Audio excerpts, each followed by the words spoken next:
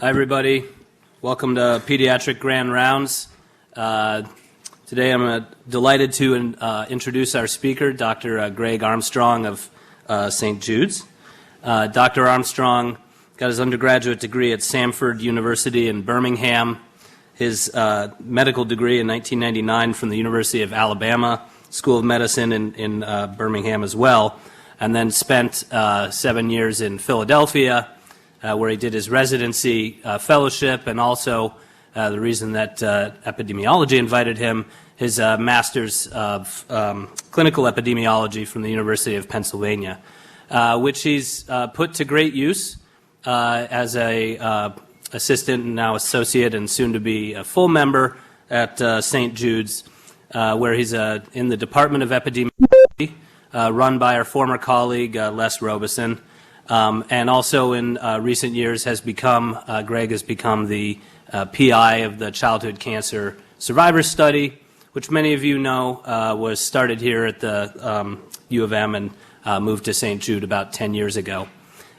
He's been remarkably productive, an author or co-author of over 20 publications, many of them emanating from the CCSS, as well as the PI of on R01 to look at cardiac outcomes in childhood cancer studies. So I'm very pleased to say that we got one of the preeminent researchers in pediatric cancer survivorship to come speak for us. And so without further ado, Dr. Greg Armstrong.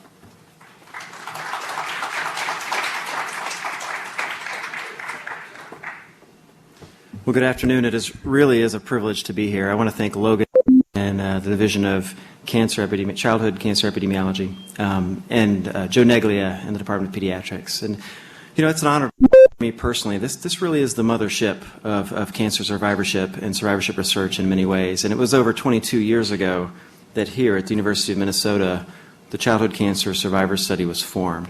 So it is an honor to come back now as the principal investigator of this study. And I really want to bring you essentially a 10-year update. What's happened in the last decade with this study? What have we learned about cancer survivors? So thank you. So among my goals are to look at childhood cancer survivor research and really describe in an opening set of slides the risk for late mortality and chronic health conditions in this population, to really convince you that there's a problem here and a lot of questions that remain for us to approach. We want to talk just a brief bit about the genetic contribution to risk. This is an area that we are diving into and want to enumerate that for you. We're going to talk about how temporal changes in therapy are impacting risk. It's not the 1970s and 1980s anymore. We don't treat cancer exactly the same way. So we should learn from the evolution of cancer therapy how that has impacted survivorship. Along the way, I'm going to talk to you about the rationale and the methodology for this cohort, and then look forward to the potential for this cohort to be a significant and lasting influence in the field in the future.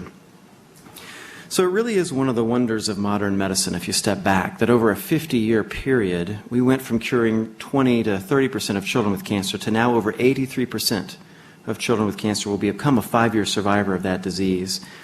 As of 2013, it was estimated that there are now 420,000 survivors of childhood cancer, and pressing on towards 2020, we should cross the threshold of 500,000 survivors in our population. And this is impressive because this means that 1 in 750 persons in the United States is a survivor of childhood cancer. So now when you go to the mall, you go to the baseball game, you are in a public space, you are in and among survivors of childhood cancer. They're a prevalent part of the population. But they're also an aging population. And as they age, we're discovering things about them that we didn't a couple of decades ago. So I'm going to highlight some of the things we've learned over the last 10 plus years in this population. And I always start with what I think is the most important outcome, and that's late mortality. Because I will tell you, I'm also a clinician. I'm a pediatric neuro-oncologist. And so we celebrate when our survivors hit that 5-year mark. We go into the room, we throw the confetti, we say, good job, and they transfer to our clinic. But the real question is, what does life have ahead of them from there? And Ann Mertens published in 2000 the late mortality from the CCSS and showed that out to 25 years from diagnosis, there's clearly an issue with late mortality. And as a clinician, I'm not surprised by this. You'd imagine that late recurrence of cancer is leading to a lot of these deaths, and that's certainly the case. But if that is the case, you would hope that these this drop, this descending curve would stabilize with time, that if we looked at the next 10 years, that in fact you wouldn't see deaths from recurrence of cancer. But in fact, the mortality curve is fairly stable, even out to 35 years from diagnosis. Continued loss of life in this population, and this isn't recurrence of primary cancer. So it really asks the question, what's going on in these aging adults who survive their childhood cancer?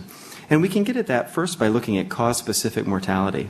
And I think if there's a single slide that for me defines the problem and the target for this entire field, it's this. When you look at mortality by cause, of course, the curve is death due to recurrence of the primary cancer, late death. And as I mentioned to you, that curve planes out over time. There are not 35-year survivors dying of a recurrence of their primary disease. And the gray curve is death due to external causes, accidents, injuries, relatively below 1%, even out to 30 and 35 years from diagnosis. But the gold curve is really where the money is. This is non-recurrence, non-external cause mortality. These are medical causes of death. And the slope of this curve by 25 years changes dramatically. And it changes such that by 25 to 30 years, this is the largest cause of late mortality in our survivors, more than even recurrence. It overtakes recurrence. And so what's driving this? So when we look at standardized mortality ratios, really a ratio of observed death in our survivor population to the expected death in the general population, we see that second malignant neoplasms, a 15-fold increased risk for death due to second cancer compared to the general population's risk for death due to cancer. And cardiac disease, cardiac death, there's a 7-fold increased risk for cardiac death in our survivor population compared to the general population. So here we go. Here's two big targets when you think about the long road these survivors will follow. So obviously, if there's a late mortality problem, there's an underlying health problem.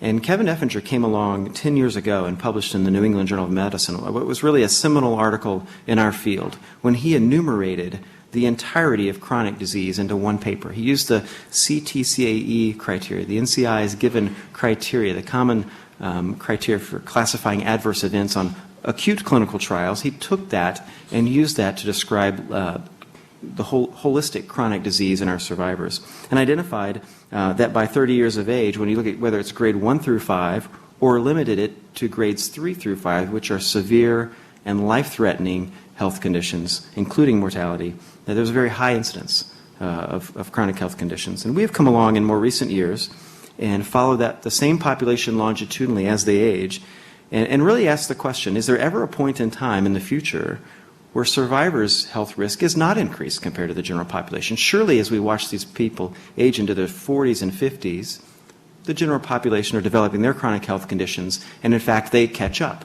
to our survivors. And what we identified is that's actually not the case. There's actually no point in time going forward where our survivors are looking like the general population. In this study, by 50 years of age, 51% of survivors, that's more than half, have developed a severe or life-threatening health condition. Now, these health conditions are stroke, renal failure, congestive heart failure, myocardial infarction. These are severe and life-threatening events. And this compares to only 10% of the sibling comparison population within CCSS. But the other thing I find fantastic about this is it really allows us to describe the phenotype of a survivor of childhood cancer. So we can say from this that a 20-year-old survivor of childhood cancer has the same cumulative incidence of chronic health conditions as a 50-year-old sibling.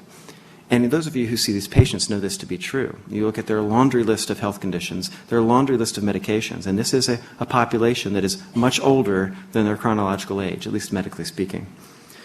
But it's not just a first event that matters. Our survivors are at risk for multiple chronic health conditions. And so we enumerated this. We identified that by 50 years of age, 10% of survivors have had 3 or more severe or life-threatening events. And this compares to less than 1% in our sibling cohort. And then someone always and should ask the question, what about the healthy survivor? You're telling us about the sick, but what about the healthy? And so conditional cumulative incidence helps us arrive at that. So we can ask the question, what about a survivor who makes it to age 45 with no previous severe or life-threatening event? What for them? And so we have identified that 1 in 5 healthy survivors at age 45 will have a severe life-threatening event within the next 10 years. And again, comparing to our sibling comparison population, that rate is 1 in 14. So even the healthy survivor has an underlying propensity for early onset or greater number of chronic health conditions. So I hope that describes for you the general problem. And that really backs us up into why was there a cohort started here 22 years ago? What's the rationale for starting this cohort? And so here it is. First of all, if these problems are important, and they are, there were clearly known limitations of what a single institution study could do. With your 600 survivors alone from this institution, how much of this problem could you fully enumerate? It would be limited in your ability to do that. Limited in the overall sample size, but limited in the heterogeneity of exposure of chemotherapy and radiation. But also, importantly, we're a pediatric institution, so there's a lack of extended follow-up, the ability to follow in an unbiased way this population over time in any one hospital. It just can't be done. So Les Robison and Ann Mertens and others here initiated the Childhood Cancer Survivor Study, originally funded in 1994. This is a retrospective cohort of 5-year survivors of childhood cancer. We recently expanded this cohort, so if you follow this flow diagram, there are now over 35,000 eligible for the cohort. There were 20,000 original participants diagnosed between 1970 and 1986 with a cancer. And with our cohort expansion, we've added patients diagnosed between 1987 and 1999. And that's an additional 15,000 eligible and ultimately 10,000 in our expanded cohort participating.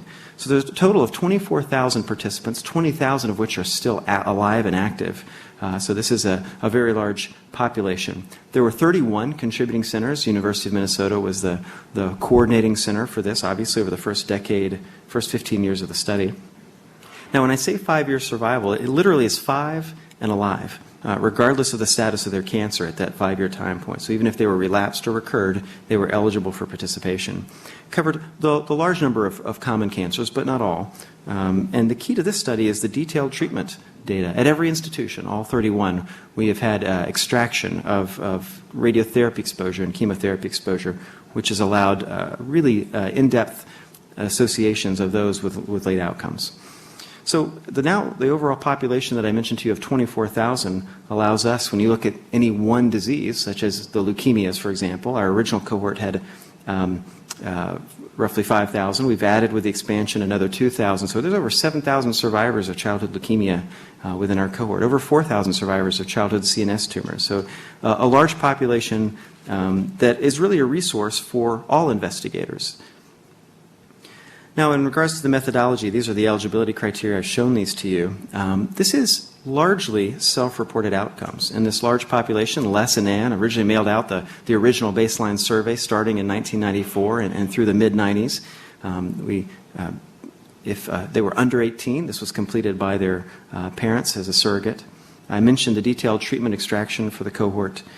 We have a repository for buccal cell DNA. We now have over 8,000 samples from this population. We have a pathology center where we validate second neoplasms. So they are self-reported, but with an outcome as important as second cancer, we validate that by obtaining the pathology report from the outside institution and confirming those second malignancies. We use the National Death Index for our late mortality studies, so linking with the NDI. And then very importantly, a sibling cohort, a comparison cohort. Many of these findings mean nothing if you don't have a relative comparison population, and our surrogate for the general population is this sibling cohort. Currently, this map gives you an idea of where our siblings and where our survivors, actually where our cohort participants are, both original and expansion. This is with 31 institutions across the United States and Canada. These are well dispersed across the country. And then here is a summary of the surveys they've completed to date. So the baseline I mentioned started, actually the pilot study started back in 1992. Since then, the original cohort has completed 4, and now we're in the middle of our 5th follow-up of this population. And then we expanded the cohort starting in 2008 and recently finishing just a couple of years ago. And this has been continuously funded by the NCI, first as a U01, but then more recently as a U24. So I want to dive into some of the more salient outcomes, some of the bigger picture outcomes, largely second cancers and cardiac disease in this population, and then some of our more recent publications. So when we look at second cancers in this aging population, you can imagine what you would see with this cumulative incidence curve, that there's a sharp increase over time. We look at all second neoplasms and then at the smaller subset of second malignant neoplasms, those that are actually malignancies. And the cumulative incidence of all second cancers, all second neoplasms is 22%. So roughly 1 in 5 of our survivors by 30 years from diagnosis has had a second cancer. And among the malignancies, 11% have had a subsequent malignant neoplasm. Now, I can't tell you the full story. We're going to dive into a few selected cancers, but across these domains, you can see that second bone tumors, second thyroid cancers, central nervous system tumors are very prevalent.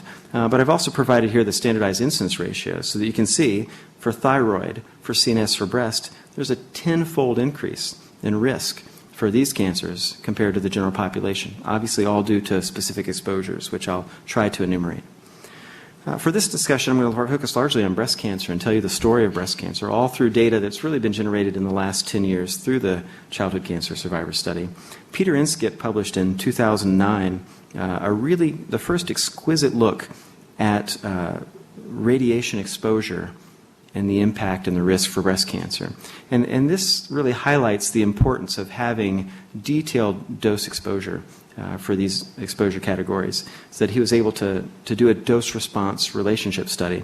And he identified a linear dose response between radiation exposure and risk for breast cancer. There was an 11-fold increased risk for breast cancer for those who'd had 40 gray of exposure to the chest among women who had chest-directed radiotherapy.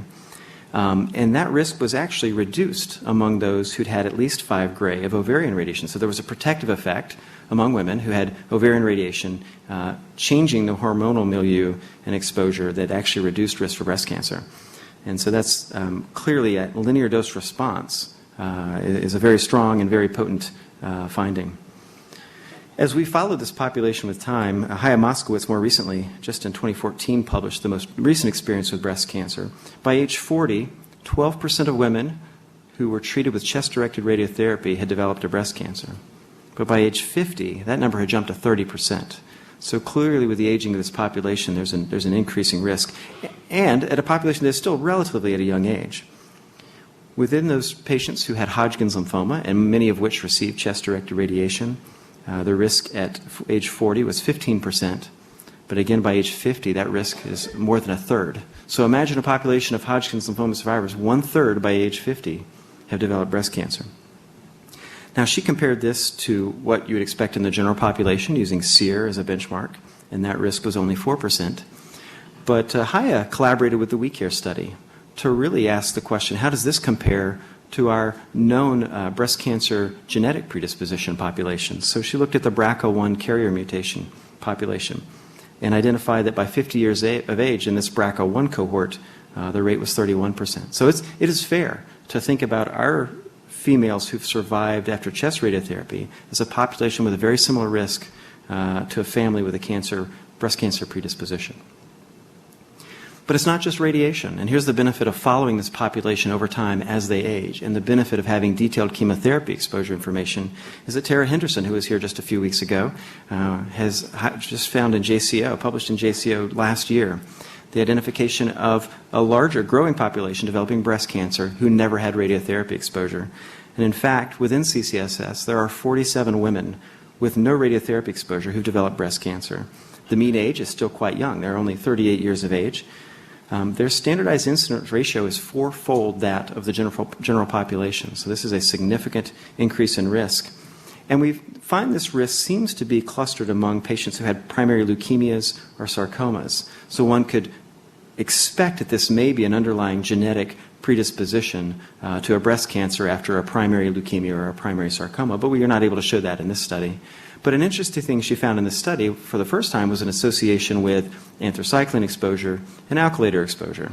And not just an association, but a dose-response effect with these two agents. Now, this is a finding that is interesting. It certainly needs to be validated in other cohorts, but it raises the question, above and beyond radiotherapy, what are there other drivers? We've always said, thought this is just radiation effect, but are there other impacts beyond radiotherapy? And then I want to highlight that I don't think there's a safe age, that there's no beyond some certain age where the impact of their primary therapy isn't still driving their risk. So Lucy Turcotte from right here at your institution published in JCO last year, looking beyond age 40, the experience of subsequent cancer beyond age 40. She identified that if you look in the population, you stratify this population, whether they received radiation or no radiation, that the population that has received radiotherapy remains at significant risk. So the black curve are participants who had a previous subsequent cancer before age 40. The red curve are people who had never had a subsequent cancer, subsequent neoplasm before age 40. And you can see no matter what group you were in, your risk is increased. So even in those who had no previous subsequent cancer but had radiotherapy exposure in childhood, their risk for a new subsequent cancer in the next 15 years was 30%. That's a big risk. Finally, it's not just the first cancer that matters. Patients who survive a first subsequent neoplasm remain at risk for more. And so we looked at the experience of multiple subsequent cancers in this population, piling on, so to speak.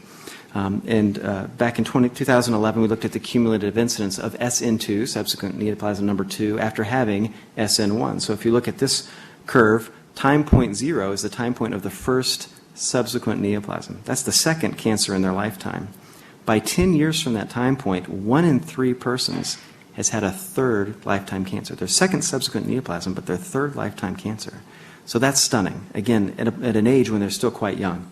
And by 20 years from their first subsequent neoplasm, almost 50% have had a second subsequent neoplasm. So a high-risk population by anybody's measure. That also gives us the opportunity to say, who are they and what are the patterns we're seeing? So in our population, among females who had breast cancer as their first subsequent neoplasm, we've identified that 37 went on to have a second breast cancer. 2 went on to have a third breast cancer. 2 of them had a soft tissue sarcoma as their SN2 or third lifetime cancer. 1 had a thyroid cancer. So these patterns as they age become important and may be screaming to us about underlying genetic susceptibility for these cancers. Now I'm going to shift from second cancer for a few minutes to heart disease. I highlighted these 2 things on these mortality curves from the beginning, so let's dig into heart disease.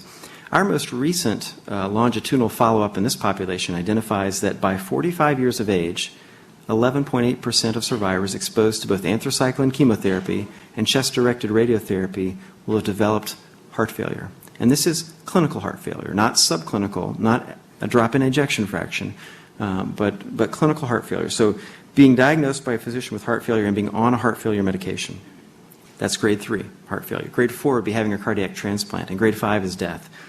So 11.8% at 45 years of age. This is still a relatively young age, again, by anyone's measure.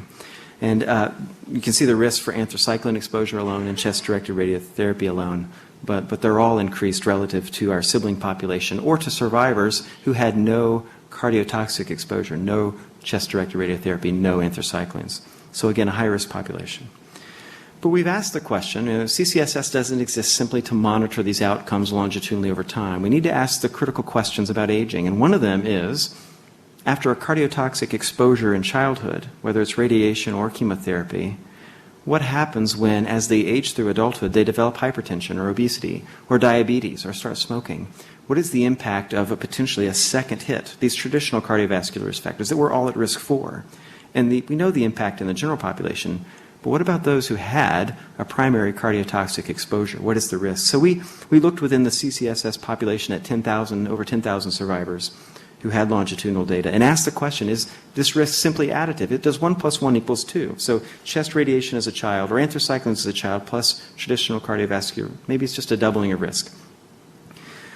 So here's how we framed this. We took the population and broke them into 4 groups. The referent population here are survivors within the study that had never developed hypertension and did not have anthracycline exposure, a healthy group, the healthiest of groups. Compared to them, the patients who have developed hypertension but never had an anthracycline exposure have an 34-fold risk for heart failure. My goodness, that alone is impressive. The population who had anthracycline exposure as a child but have not gone on to develop hypertension have an 8-fold risk compared to the referent group. But the research question at hand was, what about the population who have anthracycline exposure then develop hypertension? What is their risk? Does 1 + 1 = 2? And it doesn't. 1 + 1 = 3 or 4 or maybe 5. Their relative risk is 88-fold that of the referent group. And the relative excess risk due to interaction is significantly elevated here. So we can look at a survivor now and counsel them and say, look, living a heart-healthy lifestyle is important for everybody in the room, but for you, all the more. All the more. And these are modifiable risk factors. So now we have targets, things we can change across the survivor's lifespan that could potentially impact their health in a positive way.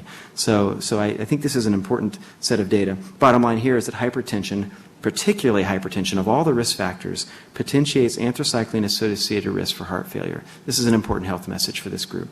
Hypertension is an incredibly important risk for poor long-term outcome. And on top of that, if they have multiple traditional cardiovascular risk factors, all the more increase in risk. So that's one way to look at risk. But having this large population allows you to step back and approach other questions in the field of cardiac outcomes and even actually ask questions, find new problems, and solve them. And I want to show you a scenario of that. In 2009, Paul Nathan identified, he looked at the prevalence of screening, and I'm going to focus on echocardiography screening since we're talking about the heart. It is prescribed or recommended by the Children's Oncology Group long-term follow-up guidelines that those who've had a cardiotoxic exposure in childhood should have some echo evaluation periodically, and that is prescribed through the guidelines. And he asked the question, how many of our survivors in CCSS have had those screening guidelines within the last 2 years, have been following the guidelines? And the gold bar here shows that 53% of survivors participating in CCSS had, in the last 2 years, had their echocardiography. But notably, gold means that these are survivors receiving their care in a cancer center or at a long-term follow-up program. When you look at survivors who are out in the community, getting their primary care in the community, that number drops to 22%. So we can have guidelines and recommendations on long-term follow-up care, but if they're not followed, they're irrelevant. And so Melissa Hudson, seeing this problem, jumped in and said, let's use the CCSS population to intervene. Let's intervene and try to improve this. And she wrote an R01 funded now 6 years ago and recently completed that she called ECHOES. And her primary aim was to test a very simple two-armed intervention to increase screening for left ventricular dysfunction in these survivors. And her hypothesis was that survivors would be randomized to standard of care, which is just providing basic information about their exposure and their risk, to a second group that also had advanced practice nurse phone counseling, 2 calls in a year, very simple. But she hypothesized that this very simple intervention could potentially even double the rate of survivors that would be screened. And in fact, she published just 2 years ago, that's exactly what happened. In the standard of care arm, there were 206 survivors, 22% of which, as you would have predicted from Paul's data, completed their echocardiography as the guidelines prescribe. But in the intervention population, that rate was 52%. So again, very simple interventions allowing us to move the needle, at least in screening of these survivors. And then I want to highlight one study that is neither subsequent cancer nor heart disease, but kind of combines all of them. And this was recently published online. It's not yet been in print. But it's a really good study from Smitabhati and begins to crack into a question that we've all been concerned about, is what is the impact of race, ethnicity, and differences in outcomes. And so Smita looked closely at late mortality, subsequent neoplasms, and all chronic health conditions in our population. And we, even in CCSS, with 24,000 participants, have a limited minority population. There were 750 Hispanics, 694 non-Hispanic blacks, compared with over 12,000. This is the original cohort. And so, though even small in size here, it really is the largest population for such an evaluation. So she found some interesting things. The non-Hispanic black and the Hispanic population had lower socioeconomic status and higher rates of obesity and hypertension. That's important to understand baseline. So as she looked at her major outcomes, the non-Hispanic blacks had a higher risk for late mortality. And I'm showing you the cause-specific late mortality for recurrence of primary cancer and death due to subsequent neoplasm. No differences there. These main differences were driven by cardiac mortality.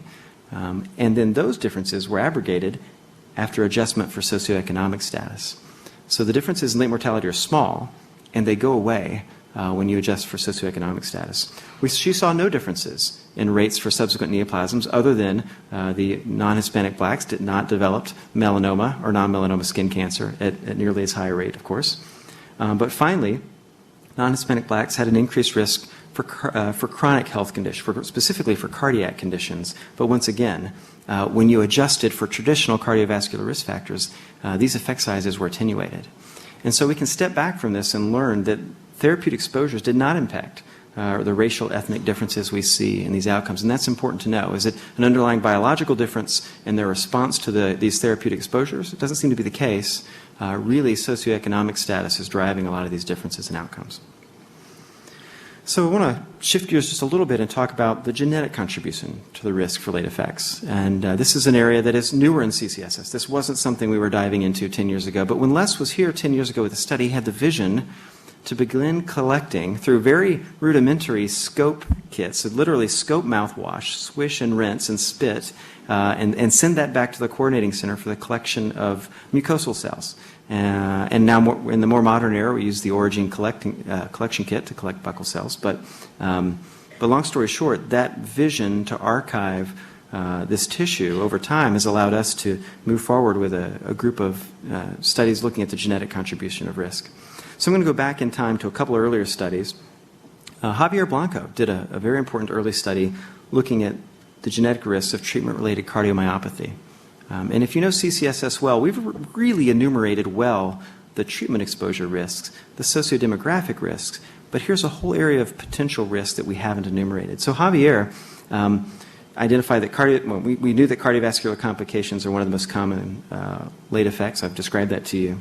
He hypothesized that CBR, which is involved in the reduction of anthracyclines to the cardiotoxic metabolite, the alcohol metabolite, would be potentially associated with cardiac outcomes. And among survivors exposed to anthracycline chemotherapy who had the GG genotype for CBR3, he demonstrated a 10-fold increased risk for cardiomyopathy. Now, this was a smaller study done within CCSS. They then went on to replicate these findings within the Children's Oncology group, which was published in JCO just now 3 or 4 years ago. And so this began a line of research where SMITA now, if many of you know, have moved on from CBR and identified a number of polymorphisms that are associated with cardiomyopathy. And the idea is that hopefully with time, we integrate these genetic risk factors in with our traditional risk factors into prediction models, and that they become an important component of prediction models, and ultimately help us change upfront therapy. If we know there's a subset who are at high risk because of their underlying genetics, maybe we limit their anthracycline exposure. Maybe we avoid it altogether. Those will be key questions in our field as we go forward. And some of the early studies were here in CCSS. In regards to second cancer, Monica Grammaticus did an interesting study just a couple of years ago. She looked at telomere length, which can be somewhat controversial. Telomere length has been associated with increased risk for cancer, for certain cancers. It's also been identified in some studies that intensive cancer chemotherapy and radiation may shorten telomeres prematurely. And telomeres are like a biological clock. As they shorten, they're associated with many of the aging processes and cell senescence that we experience as all of us age. So she hypothesized that telomere length may be associated with the development of second cancer. And so she found a statistically significant inverse relationship between telomere content and the occurrence of second neoplasms. And this was driven largely by thyroid cancer. And so this was published just a couple of years ago. And she has gone on and taken this preliminary data and used this to drive an R01 that she has now funded to dive deeper into telomere, the understanding of telomeres in this population. And then I want to highlight one other study from Ken O'Neill in his lab in the University of Chicago. They really did the first GWAS study within CCSS. He looked at survivors of childhood cancer, specifically the Hodgkin's lymphoma survivor population, and used a genome-wide approach and identified PRDM1 to be significantly associated with radiation-related cancers. Homozygosity for the risk allele was associated with a 29% increase in incidence of second cancer compared to only 3.5% who did not have the risk allele. So cracking into finally GWAS-related studies. And so moving forward, we've actually been able to maximize the resource.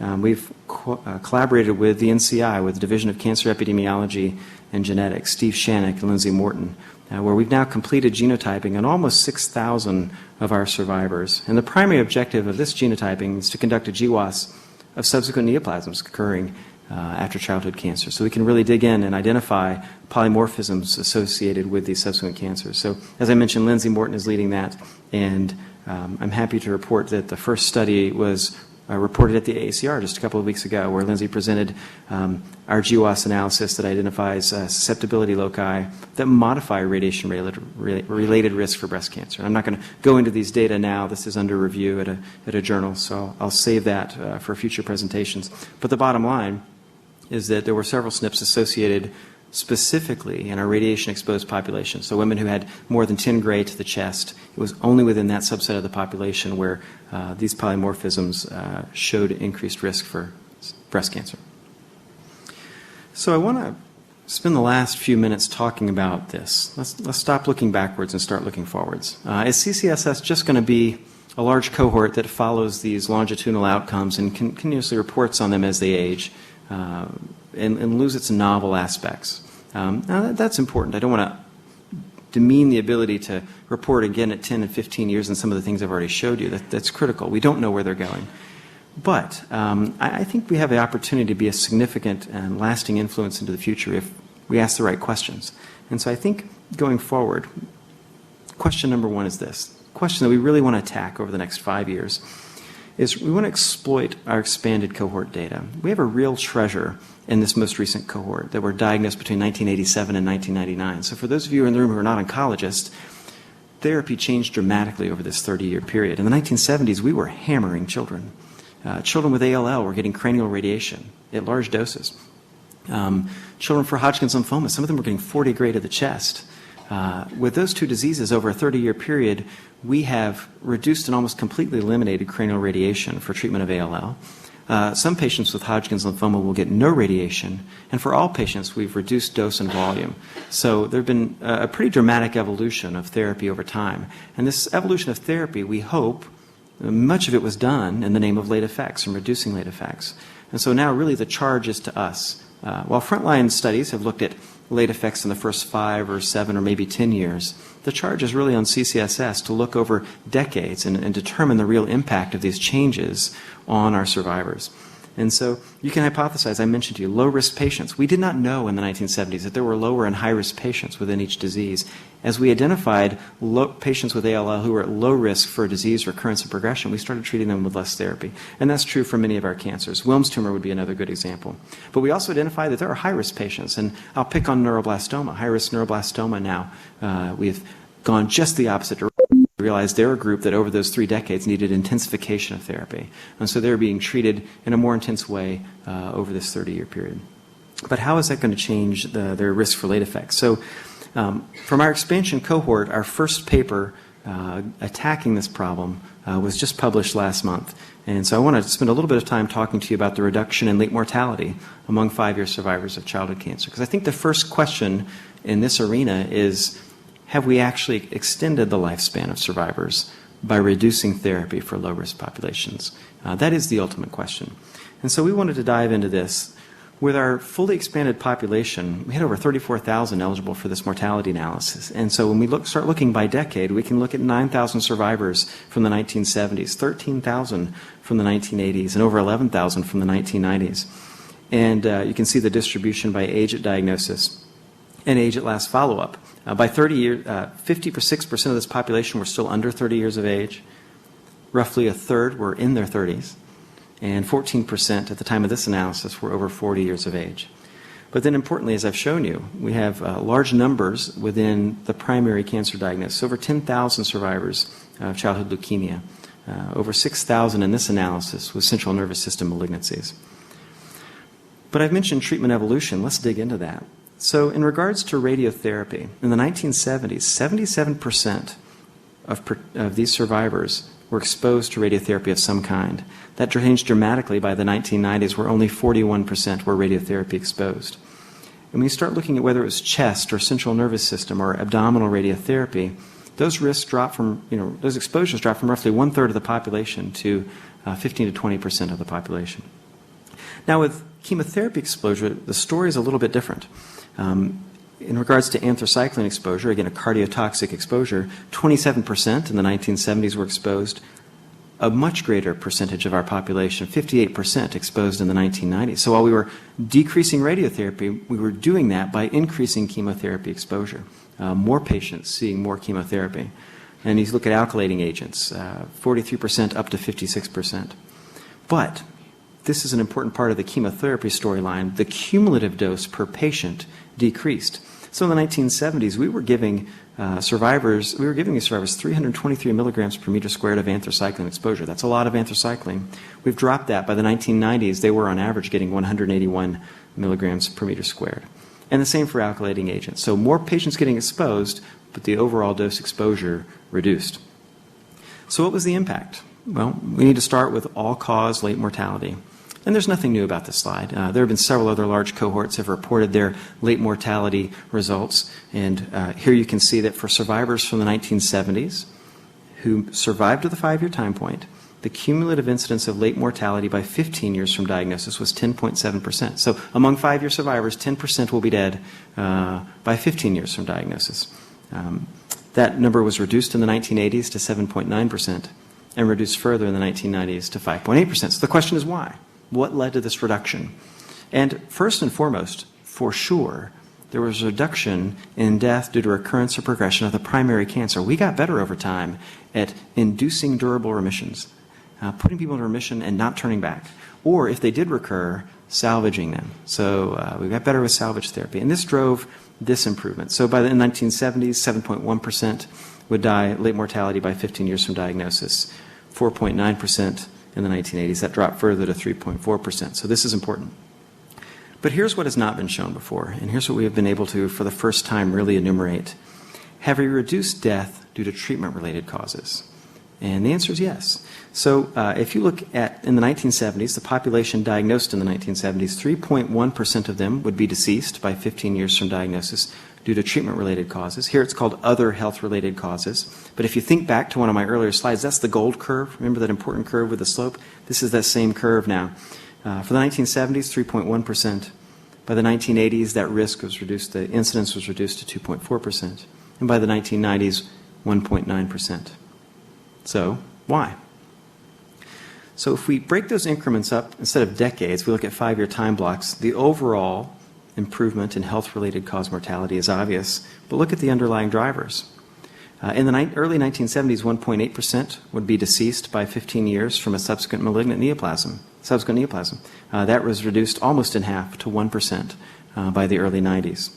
And similarly, cardiac death improved in these 5-year increments, and pulmonary death as well.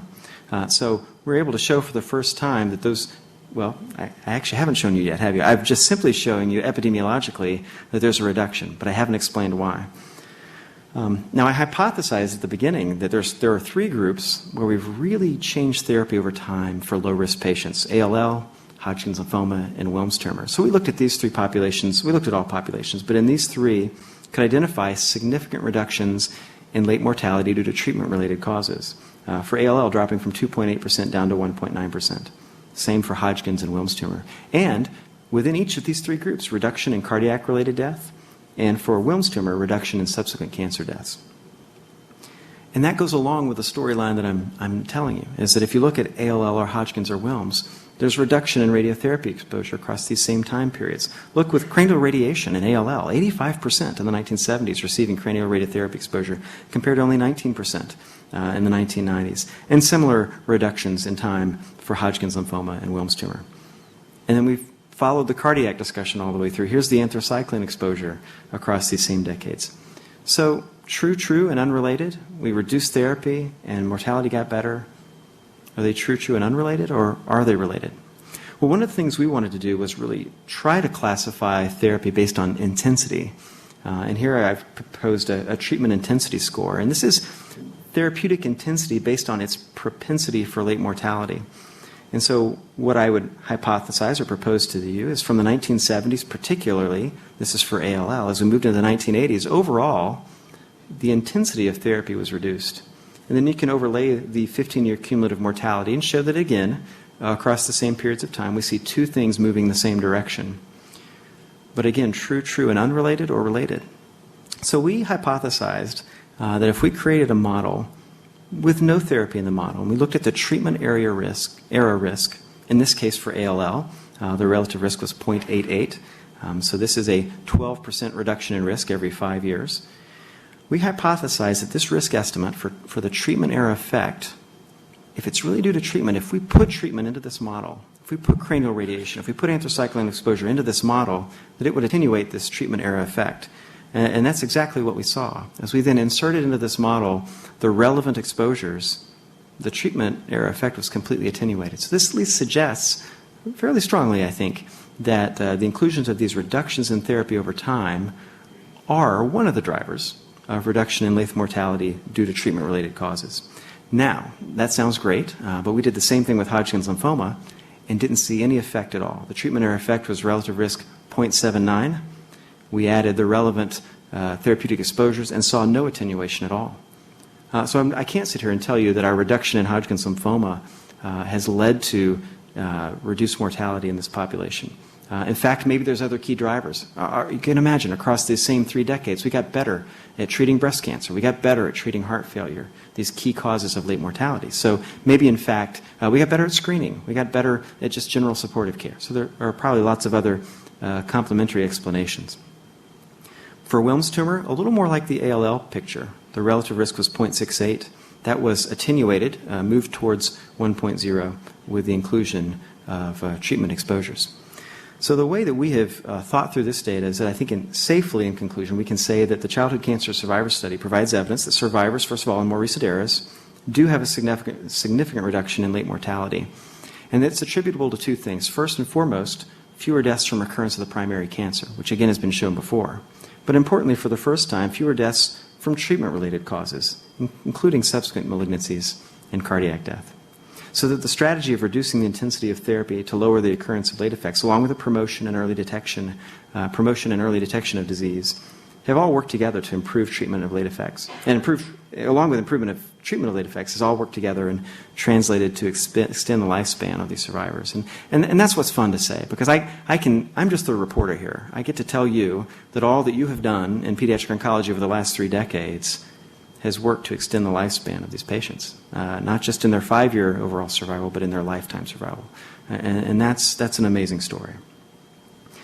So we talked about, that's really the first opportunity to be a significant lasting influence in the field. Our second paper from this cohort expansion has looked at pregnancy, and Eric Chow has just published in Lancet Oncology, looking at chemotherapies that we've never been able to look at before, cisplatin and ifosfamide, and identified that particularly in males, there's a risk for infertility and lower pregnancy rates due to exposures to these agents. So we're digging into areas that we've never been able to dig into before because of this larger population with more diverse exposures. So again, going forward, what about being a significant and lasting influence in the field? Well, this GWAS resource, this is an open resource, as is the entire study. So we will, in June of this year, release a request for proposals to access this GWAS resource. It'll be an unparalleled opportunity to dig into the genetic susceptibility for other conditions beyond second cancer. What about heart disease? What about stroke? What about hearing loss and the genetic propensity, genetic susceptibility to develop that? We know very little about that.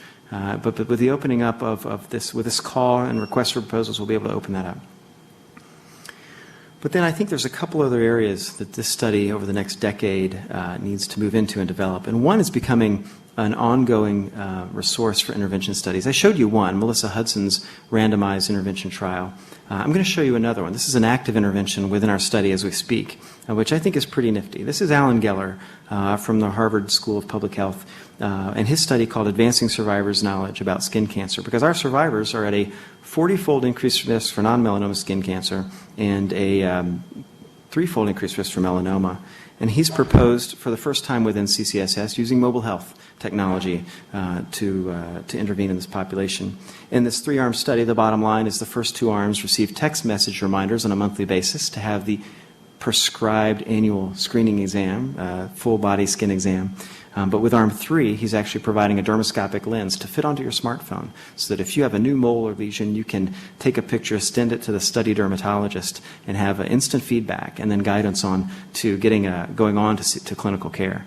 And so this is a study that's now in its 2nd year. Recruiting has gone fantastic because people are excited to use their phones. So very exciting. And this man changed how we need to think about epidemiology and how we think about cohort studies. Imagine, we've got 20,000 survivors spread all over the country.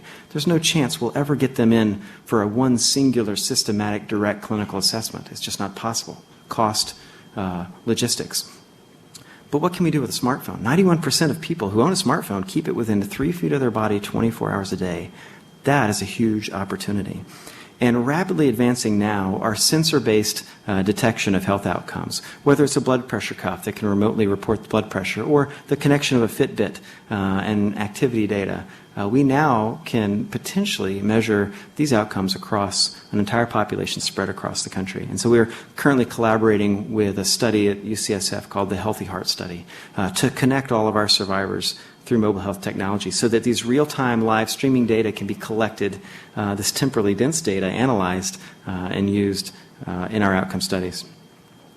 So I actually want to close with this. In the 1890s, in the south of France, Vincent van Gogh was diagnosed with a health condition, a major health condition, his first. It's unclear whether he was having seizures or whether this was depression or manic depression, but he was hospitalized for an extensive period of time. And if you have had a major chronic health condition, you understand that burden of your first major medical event. And so it was while being hospitalized, actually upon his release from the hospital, he painted this. I think it's very telling. This is the Resurrection of Lazarus. And if you know this story, the biblical story of Lazarus, Lazarus was a dead man and had been dead for days. And outside in the biblical story, Jesus raises him to life. But when Van Gogh painted this, if you look really closely, and if you look at the Lazarus picture, it's actually thought to be Van Gogh himself. This is a self-portrait. And this was the way he described his first chronic health condition, his health burden. It was like a death for him. But then those coming to the tomb in this picture are his friends. And outside the tomb, it's not a picture of death. It's actually a bright sun, a picture of hope and life and health. And so I like this because I think it reminds us of what our survivors experience as they cross their lifespan. They're young, but they carry this burden with them of in many cases, numerous chronic health conditions. So our job, we're the ones coming to the tomb here, coming to the grave and saying, come on out, let's go. Through research and good survivor care, which you certainly do here at this institution, we have the opportunity to be that bright sun and those people calling them out. So congratulations to all of you here who have continued the great tradition of survivor care, and thank you for the opportunity to speak to you. I'm certainly happy to take questions.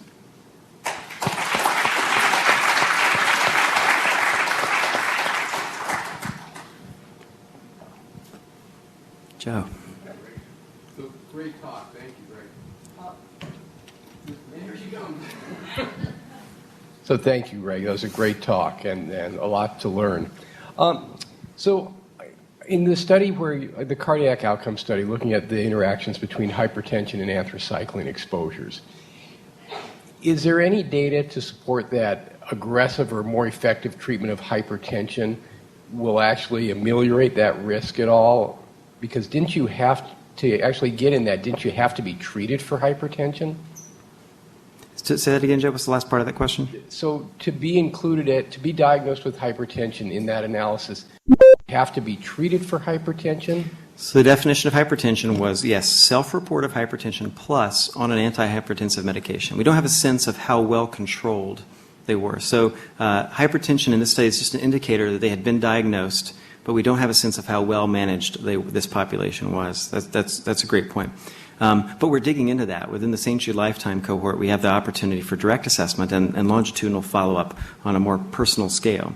And so Todd Gibson is actually digging into this hypertension question and actually writing an R01 as we speak for early detection of hypertension, actually using mHealth technology. Then once early detection, early intervention of this population. So yes, the outcome measure here is a little clouded by the fact that it is self-report and self-report of a medication. But on a smaller scale, this hypertension risk, we haven't published it from St. Jude Life, but it's validated within St. Jude Life. And just a quick second question. As a pediatric oncologist who goes into clinic and sees newly diagnosed patients, how are you counseling your patients about ultimate long-term outcomes and risks at the time of diagnosis? Well, that time of diagnosis is a deer in the headlights period, right? There's only so much that can be processed. And, obviously, if they're going on an upfront protocol, those informed consents lay out the generic risks. And I think, obviously, we cover that. What I'm surprised at is what is really retained over time. When you see a 10 or 15-year survivor, my wake-up call to this was my first year at St. Jude. meeting a 21-year-old who'd never heard that he could be infertile. And so along the way, it may have been communicated, but it didn't land home. So I'm not so sure how much in that first week can be processed. I'd say that the real process is over the next 5 and 10 years and a continuing education over time.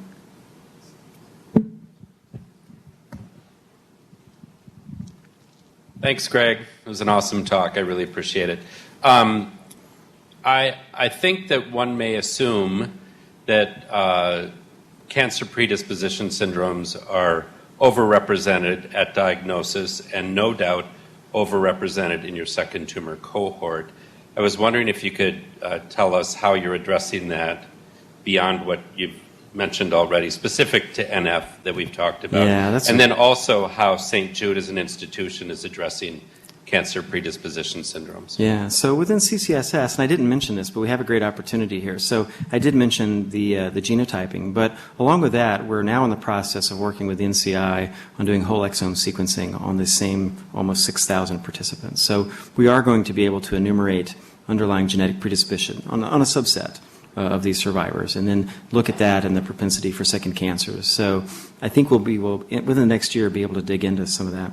And then St. Jude at a larger scale, as you know from the New England Journal paper that came from Jim Downing and Jingwei Zhang earlier this year, or late last year, is digging into that among patients up front. And so currently at St. Jude, the G4 case study is open, which will sequence all new patients to the institution in a prospective way. And now that is just underway. But it has the ability, obviously, to right up front at the time of diagnosis and initial therapy to identify those with a genetic predisposition, genetic susceptibility.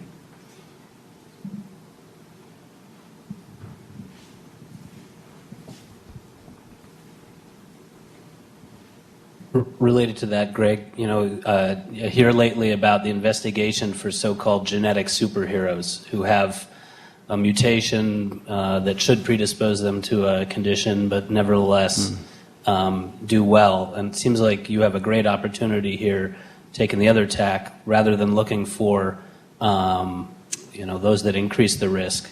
Find the kids, or now adults, who, despite intense therapy and maybe even having the risk alleles you found, nevertheless stay healthy, because that would point the way to pathways at the time of therapy that are potentially intervenable. Yeah, pathways of protection.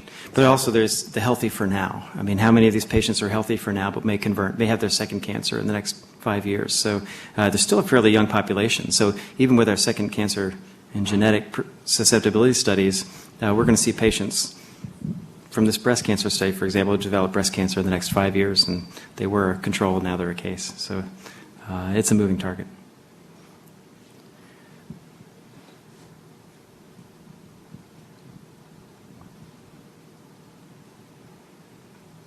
Thanks also, Greg. That really is such a nice picture of the history of childhood cancer survivorship and the great impact of the CCSS. And we've talked about this before, but we, as survivorship providers, struggle so much with translating this understanding of immense lifelong risks for poor health outcomes with partnering or finding a way to engage survivors lifelong so that we can deliver these interventions, deliver these educational messages, deliver the necessary screening and preventative care. mHealth sounds like one way to really combat that disengagement that comes as survivors age sometimes. But any other thoughts or your St. Jude or CCSS experience that could help us providers keep these survivors getting the survivor-focused care that they need? Well, while you have them under your wing, let's just state the obvious. I mean, while they're here, maximize those educational opportunities. I see the brain tumor survivor population at St. Jude, and when I meet them for the first time in survivor clinic, I look at them and I tell them, you're here because brain tumor is in your rearview mirror, and it's time to start looking out the windshield. I'm the headlights. You're driving the car. Let's go. And then we're going to start enumerating risks with you over the next 2 years. We're going to start talking about these risks and how you can potentially change some of them. And I tell them at some point that it is two things I want them to know. One, it would be a shame to beat a brain tumor and then lose to something else. So why would we beat a brain tumor and then lose to obesity and hypertension and an early cardiac death? That's a shame. And so we can't do that. And so as a team, I and my patients are going to resolve not to do that. So early education, while you have them, is the key. We have utterly failed in getting out there to the general internists and family practitioners. I mean, the message is important, but look, the population is small, and any one general practitioner is only going to have one or none survivors in their populations. That's a failed methodology. So for us, it is clearly education, providing that survivorship care plan, and moving on from there. Question in the back. Got a long run. Sorry about that.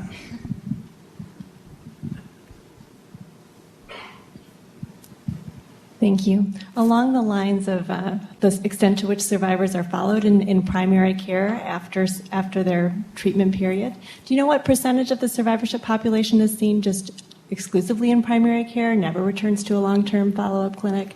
And how do you, like you said, reaching those providers in primary care to educate them about what the survivorship guidelines are? Or is the standard of care now that survivors should always be seen in long-term follow-up? No, it's not the standard of care, because it wouldn't be reasonable that all of them. I mean, ideally, obviously, I would love my survivors as they leave St. Jude to find a long-term care, but they're scattered across the country and they're not in proximity to those kind of providers. So the vast majority, I can't give you the exact number, but the vast majority, 70+%, are getting community care. But I'm hopeful. I didn't really enumerate the mHealth possibilities here. I'm hoping that within our large population, we can identify mHealth strategies that are easily disseminable, low cost, easy to disseminate electronically, that can be, long-term reminders to this population. People love this ASK study. I mean, when I talk to some of our participants, and they're like, "Thank you for my, I knew I was at risk for skin cancer, but it's nice to get that text once a month, a little bit of information. It's an education," and they appreciate that. So I think there is hope with some of these methodologies that we can widely disseminate this message to the people that matter, the survivors themselves. Great. Well, thank you guys again for the opportunity to be here. Take care.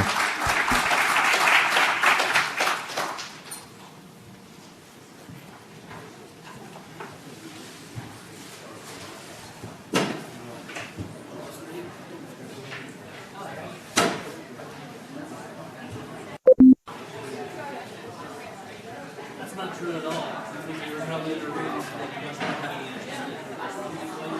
You have been